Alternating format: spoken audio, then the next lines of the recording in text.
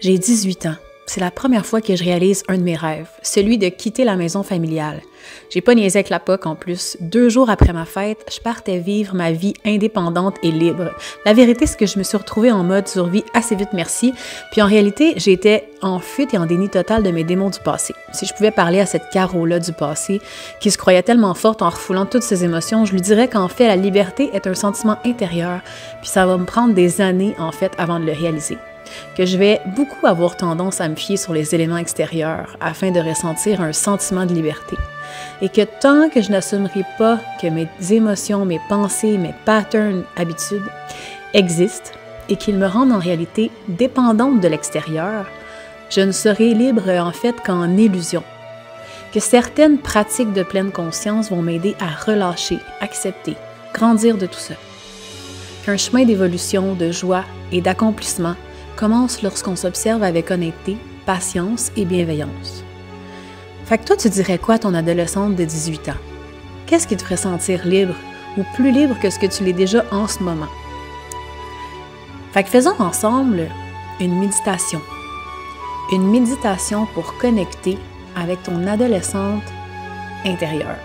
Pourquoi pas? C'est un rendez-vous. Les amis, j'espère que vous allez bien aujourd'hui. Aujourd'hui, tel que mentionné dans l'intro, je vous parle. Il était une fois la Caroline de 18 ans. Et puis, on va parler des rêves. Fait que, c'était quoi, quand vous aviez 18 ans, votre rêve? C'était quoi dans ces eaux-là que vous désiriez le plus au monde? Ce que j'ai remarqué avec le recul, c'est que souvent, c'est facile quand on va vers ses premiers rêves de se perdre dans le personnage. Fait que je crois qu'il y a comme 2 choses qui nous habitent, que nous sommes. On vient ici, on emprunte un corps. Ça, c'est ma croyance, vous n'êtes pas obligé d'adhérer à ça. Mais je crois qu'on vient ici en tant qu'essence, en tant qu'âme, peu importe comment vous appelez ça. Puis on vient emprunter un corps. Puis, je crois que cette essence-là est remplie d'amour, de vérité. Elle a une quête de justement découvrir, expérimenter, explorer. Mais à travers ça, le corps, c'est comme l'avatar. Mais l'avatar veut se définir. Il veut avoir une personnalité. Il veut être reconnu. Il veut s'accomplir dans plein d'affaires.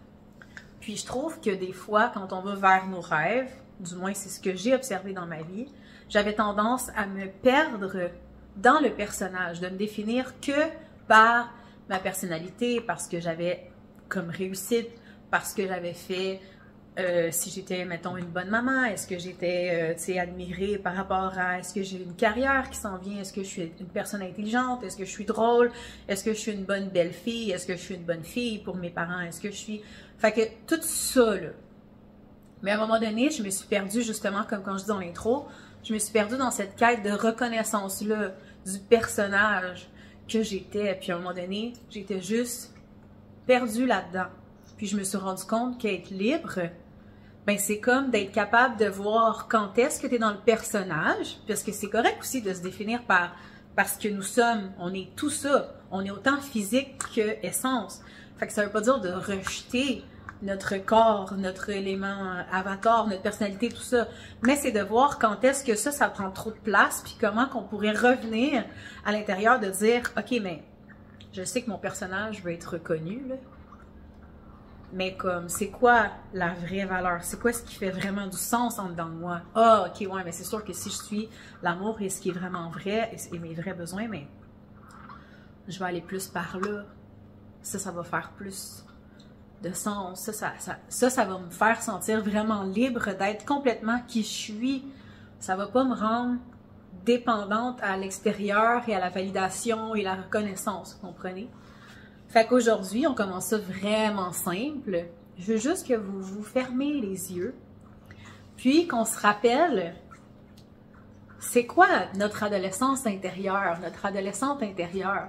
Parce qu'on va beaucoup parler de l'enfant intérieur, le côté très naïf, le côté très pur, le côté très joueur, spontané.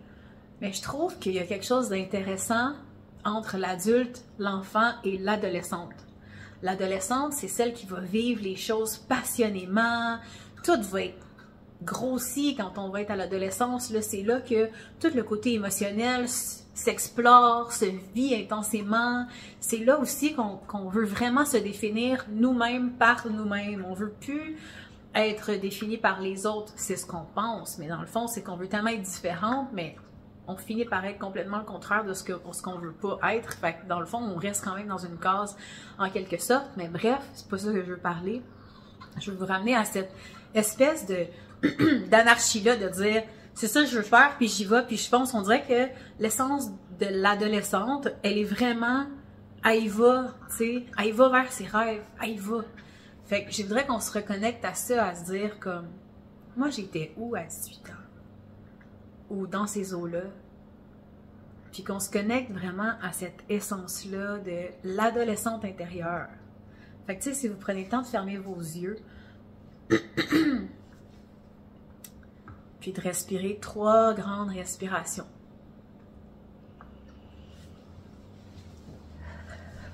Mettons qu'on se met confort, là.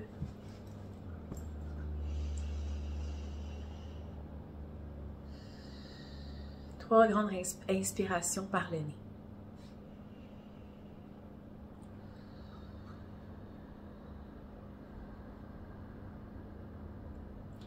Puis à partir de là, ressens ton corps complètement, ressens tout ton corps. Laisse-le se déposer vers le sol. Sens ton assise. Sens tes jambes qui deviennent lourdes. Sens tes os, tes ischions qui sont posés sur le sol. Ton dos est droit le plus possible.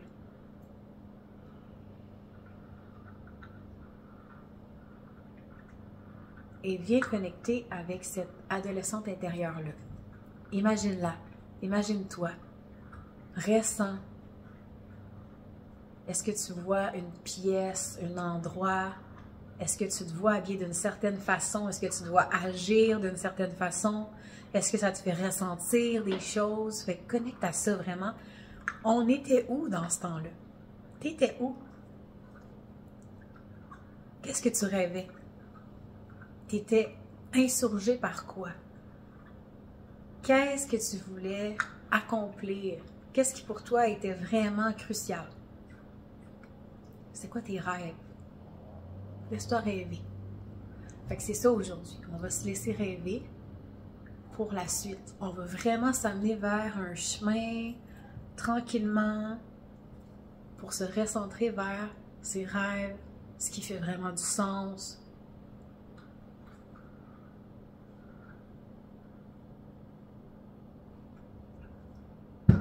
Ce qui est vraiment par essence important pour vous, pour toi. Ça va, Lolo? Toi, c'est quoi ton rêve? D'aller chercher ton jouet? Vas-y! Fait que je vous invite à prendre papier et crayon, puis noter tout ça. Puis voir aujourd'hui si vous avez peut-être transformé ces rêves-là, si vous les avez abandonnés, ces rêves-là, pourquoi? Puis est-ce qu'il y a des choses en ce moment dans votre vie que... Y aurait-il des choses que tu aimerais transformer, changer?